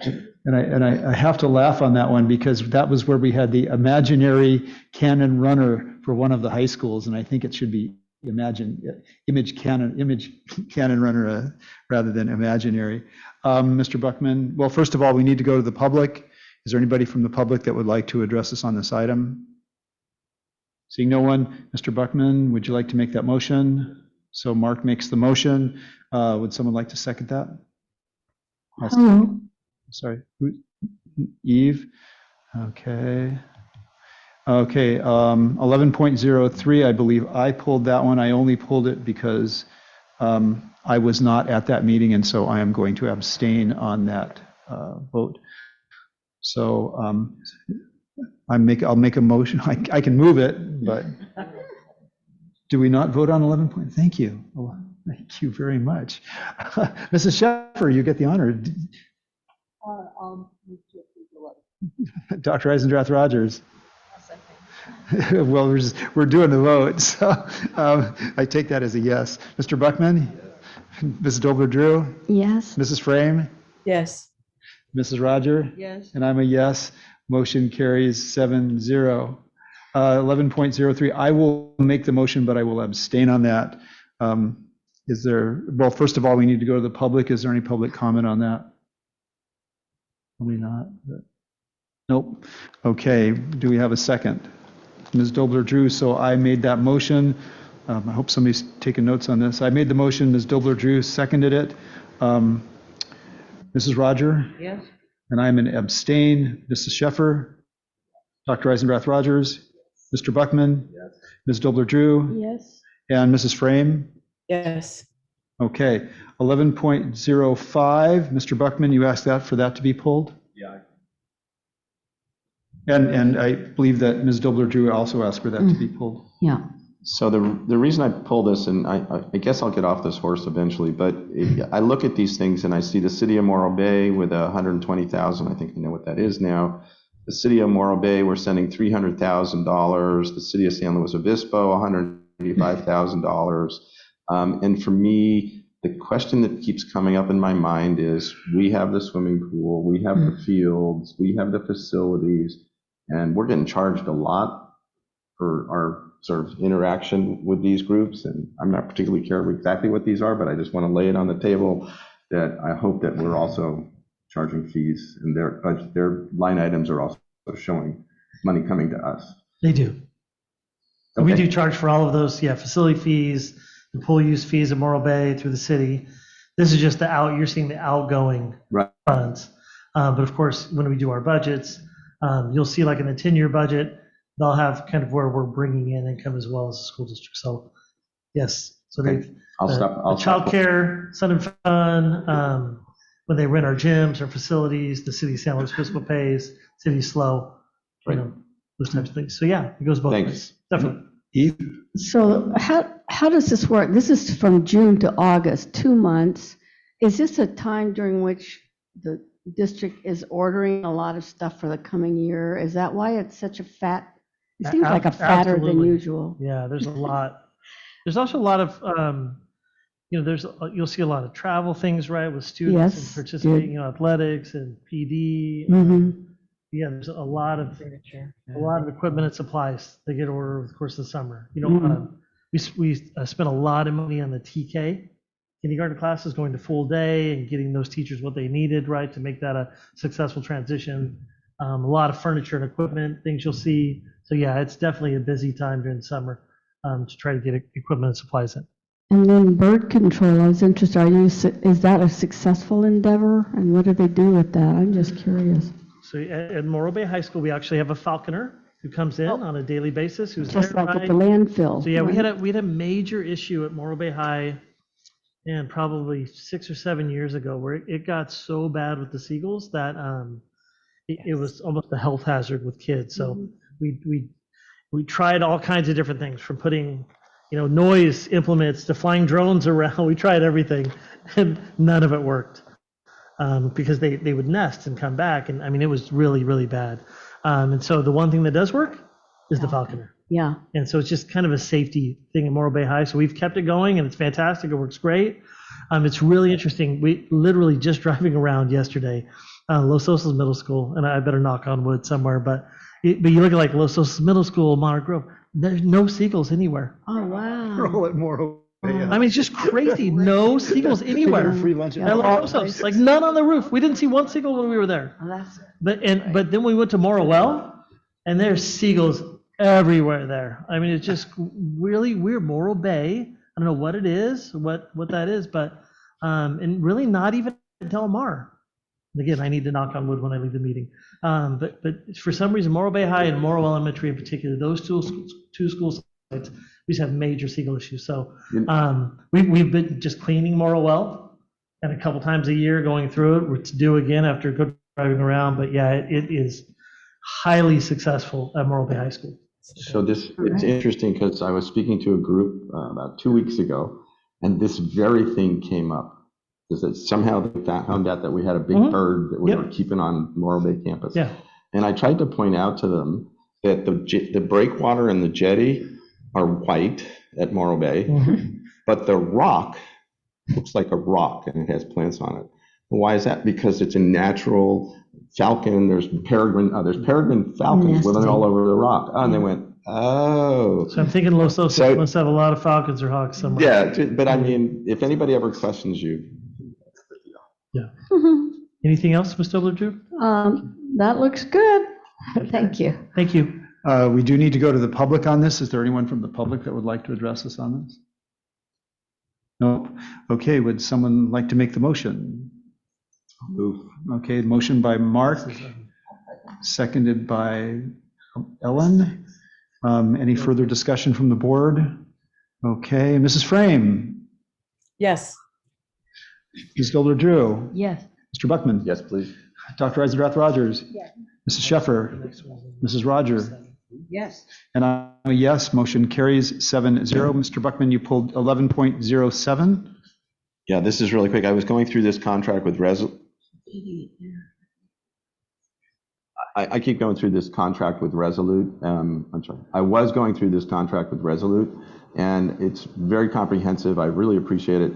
The one thing I was wondering, and whether it's time to bring it back or not, and it may come over in this one section that's in there, is there's a lot of planning, there's a lot of work with our staff, but what I'm finding when I hear from the teachers, there's also the review after. So if there were to be a crisis, could we add, or does that come under, there's a section, other services possible, where they come back in and say, yeah, you did a good job, but you could have done this, or, this is something we all learned from this. So it just seems that follow-up is maybe missing from the contract. Yeah, that's exactly where it is. And so as I addressed in my safety too, they will be coming back after those lockdown drills. I will tell you, I do have to balance this with staff. I mean, we could do 5-day, 8-hour day drills and go, like, there's this balance that we have to go through, really prioritize, kind of what we're doing. But they do plan on, it's at least initially with the lockdown drills, to come back with staff afterwards and address it, talk to them, get their feedback, do that. I appreciate that. I'm not being clear. So they do their work, they get a plan, we do the drills, and then they maybe go away. But then we actually have a crisis that we have to deal with. Okay, yeah. Then should it be in this contract, possibly mention that they will come back and review how we did we do it right? Did we need to modify things? So I didn't know whether we needed to include a section in here, but I know that review is what we do so well in our classrooms. After the test is almost more important than the test. Yeah, no, knowing Mr. Lewin and now Holly Warwick is part of that, who helped us through the pandemic. Basically that's what they did through the pandemic, helping us with that. So I'm sure they would be available to help us with that. Yeah. Okay, so we have a motion by Mr. Buckman. Anybody want to second that? Second by Ms. Obler-Drew. Any further discussion? Is there anybody from the public that would like to address us on this item? Okay, bring it back for a vote. Mrs. Roger? Yes. Mrs. Frame? Yes. Mrs. Sheffer? Dr. Eisendrath Rogers? Ms. Obler-Drew? Yes. Mr. Buckman? Yes. And I'm a yes. Motion carries 7-0. Let's move to 12.02. Is there any advanced agenda? Okay. How about 13.01 reports by board members? No. I got it. Come on, you knew it was coming, and you're going to have one too, Chris. Go ahead, Mark. So this has just been a long time between board members, between board meetings, and I'm going to go as quickly as I can. I was able to attend. The City of San Luis Obispo had a climate party on a Saturday. It was amazing. There were booths from every kind of organization you could think of, and I was able to go and walk through there and talk with everybody. Let's see, the new teacher luncheon. It looked to me like the superintendent's staff office staff did all the cooking, all the serving. I think I have that right. So thanks to them, because it was great. I've attended and actually helped organize 2 meetings trying to reshape and revive 2 organizations, the Tri-County Education Coalition and CCC4IS, which is a LGBTQ student, family, and school district support group. Was invited to the League of Women Voters 60th anniversary, and somehow I raised my hand, so now I'm on their membership committee. Tri-County's Labor Council did an event up at the Mid-State Fair. I was able to attend that. I saw teachers in the classroom. I had a long coffee with Councilman Andy Pease. There's 3 things in particular that stand out for me during this time. While walking down to the climate party, I cut through Sinsheimer School. 2 things. One, there's a fence around it now. You can't get to the park. I thought I was so tricky parking up there. That's another thing. The thing is when I was walking through, I walked past the library and the door was open. And I was like, oh my God, do I call the police? What do I do? So I look inside. There were like 5 teachers in there on a Saturday decorating the library. So that was so inspiring. This past Sunday, I got to meet Gina from Mama Gina's Closet. This is a woman who's a single mom who single-handedly collects clothes, cleans them, and then distributes them to family. And the back to school day is the big one. So I actually got to be there, but this is just an amazing thing. Oh, and we're at the Sunset Honda that lets her use the space to do it. United Way did the Stuff the Bus. It's their 14th anniversary that they've been doing it. The bus that was there when I was there was our new electric bus. It was so cool. We're looking around and Lisa from United Way goes, well, this must be the electric bus, because there's no like grill in the front for, it was great. My first shift was supposed to be at 10 o'clock, I think, on Saturday morning. They didn't need me because there were like 14 kids from the cheer squad at San Luis High School. So it was like, A, I got to go back to bed, but B, that was really cool. So those are the 3 things that really stood out for me. And I've had a great summer. Great, thank you. Ms. Dobler-Drew. Yes. Are we, or did I miss something, having a presentation of the student summer experience with Mr. Martin? Dr. Prater, do you want to talk about that? And then I'll also have another quick thing. Yeah, that'll come in September, I believe, on September 20th. They're still collecting all the information from the surveys. So yeah, there'll be a full board report on the summer experience coming up next month. Okay, well then I'm going to repeat myself. I'll say tonight and then say again then, because they're not here anymore. So, I have known Mr. Olivaria for many, many years in different capacities. And he said, and I had a chance to sit down with him in his office at, he did the summer principalship at C.L. Smith. And he said he had never seen such a well-organized, he said this was amazing, something he had never seen in all his career, this summer experience. And what a great job the team did. And beyond that, he said, he pointed out the fact that usually a summer principalship is for up-and-coming principals. And here he's been in the business 30, 40 years, and he's on the County Board of Education board. And he said, but I heard about this and I thought, wow, I've never heard, he hadn't known I Innovate, and he hadn't known a number of other things that are very innovative here for this district. So that was a really good, confirmation of how well it's going. Anybody else? I guess I'll close. Mrs. Sheffer and I went to the meeting of the administrators, and that was, I thought it was really great. They spoke, particularly, we heard the part about communication, and I actually saw that in action at the schools. So I thought that was pretty cool. And then I have to tell you, Mr. Pinkerton, so Thursday I was out for my walk with the people I'd like to walk with, and I'm walking around Monarch Grove, and I see this familiar person there, and it was Gary. Gary is our architect, one of our architects, and he was doing a survey of Monarch for I'm not sure if it was for Measure C or for school safety or both. Actually, school safety is going around to every single school site so that we have DSA approved perimeter school plans Right. ready to go. And I think it's important for people to recognize that it sounds easy, but anything permanent we put up has to go through the DSA, which means mounds and mounds and mounds of red tape. So it was great to see Mr. Geary there with his pad of paper and his writing stuff down. So that was pretty cool. Anything else? I think that's it. So we're adjourned. Thank you very much.